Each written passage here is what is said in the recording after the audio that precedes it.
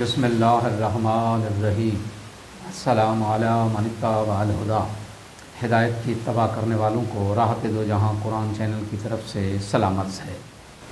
تمام تعریفیں اس پروردگار کے لیے ہیں جو تمام انسانوں کے اعمال کو احاطہ کیے ہوئے ہے۔ لاکھوں درود و سلام ہوں محمد و آل محمد پر۔ سامعین کرام صاحبان ایمان، ہمارے آج کے سبق کا موضوع ہے سورہ آل عمران کی آیت نمبر 120۔ تو آئیے پروردگار کے پاک نام سے اپنے سبق کا آغاز کرتے ہیں۔ بسم اللہ الرحمن الرحیم۔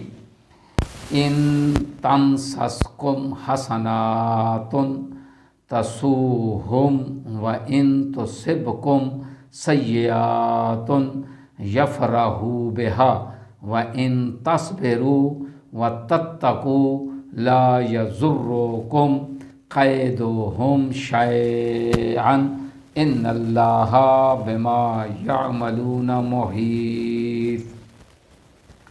آیت کا ترجمہ: اگر تمہیں آسودگی میسر آتی ہے تو وہ انہیں بری لگتی ہے، اور اگر تم پر کوئی مصیبت آتی ہے تو وہ اس پر خوش ہوتے ہیں، اور اگر تم صبر کرو اور تقوی اختیار کرو تو ان کی فریب کاری تمہیں کوئی نقصان نہیں پہنچا سکتی۔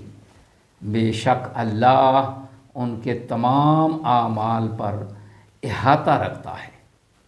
آیت کی تفسیر: ان تمسسکم حسنۃ، اے مومنین، اگر آسودگی نے تمہیں مس بھی کر لیا ہے تو یہ انہیں برا لگتا ہے۔ کوئی معمولی سی آسودگی آ جائے تو وہ ان کو انتہائی بری لگتی ہے۔ تم کو اللہ کی طرف سے اگر کوئی نعمت ملتی ہے تو وہ بھی انہیں اچھی نہیں لگتی، وہ بھی انہیں بری لگتی ہے۔ مسلمان کو فتح و نصرت ملتی ہے تو وہ بھی انہیں بری لگتی ہے۔ ان میں اتحاد اور وحدت قائم ہوتی ہے تو یہ بھی انہیں اچھی نہیں لگتی۔ وَإِن تُصِبْكُمْ سَیِّئَةٌ، اگر تم میں اختلاف آ گیا، دشمن کے مقابلے میں کہیں پسپائی اختیار کرنا پڑی تو وہ ان کو بہت اچھی لگتی ہے۔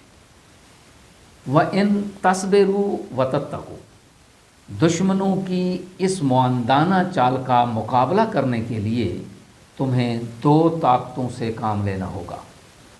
وہ دو طاقتیں صبر اور تقوی ہیں۔ صبر کی طاقت سے اس وقت کام لینا ہوگا جب جہاد کا وقت آتا ہے، جب دشمنوں کی سازشوں کا مقابلہ کرنے کا وقت آتا ہے۔ تقوی کس وقت اختیار کرنا ہوگا؟ تقوی اس وقت اختیار کرنا ہوگا جب اپنے رسول کے حکم کی تعمیل کرنے کا وقت آ جائے تو اپنے آپ کو بچانا ہوگا۔ کس سے؟ اللہ کی نافرمانی سے بچانا ہوگا، رسول کی نافرمانی سے بچانا ہوگا، اور تفرقہ بازی سے بچانا ہوگا۔ تمام نافرمانیوں سے اپنے آپ کو بچانے کا نام ہے تقوی۔